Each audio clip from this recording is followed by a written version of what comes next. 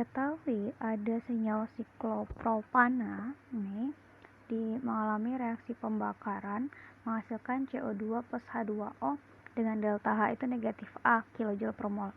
Nah, kemudian delta H pembakaran untuk atom C dengan O2 itu menghasilkan CO2 itu sebesar negatif B gitu. Nah, untuk H2 ditambah setengah O2 itu menghasilkan H2O, delta H-nya itu negatif C. Nah, pertanyaannya adalah delta HF untuk C2H3 atau delta pembentukan atau kalor pembentukan dari siklopropana. Nah, kalau gitu kita tentuin nih target reaksi pembentukannya itu kan berarti kalau untuk ngebentuk C2H3 itu kan berarti ada atom C ditambah dengan H2 itu menghasilkan CH2 itu 3 kali gitu kan. Nah, kalau gitu kan ada 3 atom C, kemudian ini di kanan ada 6, berarti di sini kali 3. Ini targetnya nih. Target reaksi yang bakal kita bentuk nantinya. Nah, kalau gitu kan kita bisa tentuin nih. Berarti ada CH3-nya itu di sebelah kanan, itu C2H3-nya itu di sebelah kanan. Sementara kan dari yang diketahui itu kan siklopropananya itu kan ada di sebelah kiri, maka untuk reaksi yang pertama ini itu dibalik gitu kan. Nah, koefisiennya karena sama maka nggak perlu dikalikan. Nah, kemudian di kiri itu harus ada 3 atom C. Nah, ini hanya ada 1 atom C gitu kan. Nah, kemudian ini tuh ada 3H2O ada 3H2.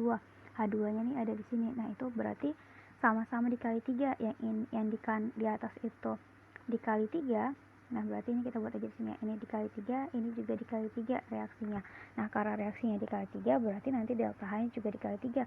Ya udah, kita tinggal tulis deh.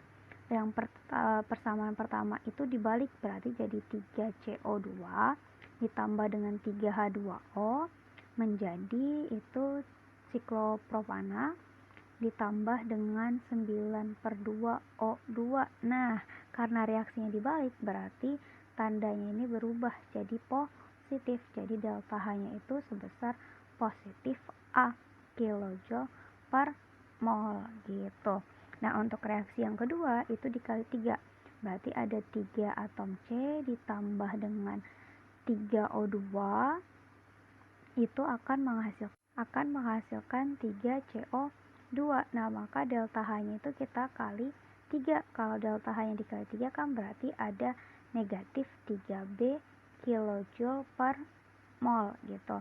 Nah, reaksi yang kedua itu kita kali 3 juga jadi 3H2 itu ditambah dengan, karena 3 dikali setengah itu artinya ada 3/2O2 itu menghasilkan 3H2O. Nah, delta H-nya itu karena dikali 3 reaksinya, maka ini juga dikali 3, jadi ada negatif 3C kilojoule per mol. Oke deh, kita tinggal jumlahin aja nih persamaannya. Nah, selama dijumlahin kita perhatiin nih reaksi mana yang bisa kita habiskan. Ini 3H2O bisa habis ya karena dia silang gitu kan, berada di seberang gitu kan.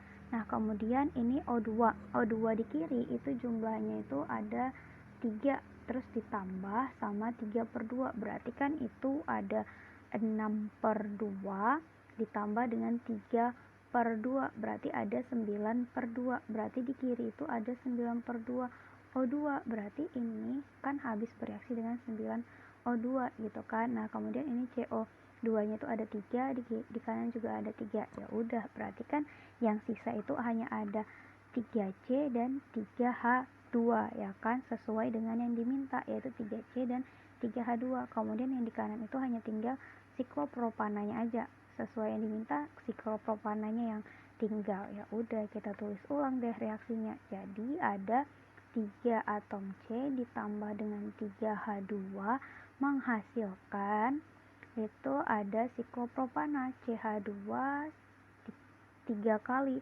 sehingga delta H-nya itu adalah akumulasinya nih positif A, berarti kan kita tulis aja positif, ditambah dengan negatif 3B ditambah dengan negatif 3C, berarti itu kan ada delta H-nya itu sama dengan A kurang 3B dikurang 3C gitu. Untuk satuannya itu sama-sama kilojoule per mol gitu deh teman-teman.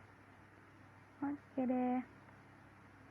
Jadi untuk reaksi pembakaran untuk reaksi pembentukan dari siklopropana itu membutuhkan energi sebesar positif A dikurang 3B dikurang 3C gitu. Oke deh. Sekian.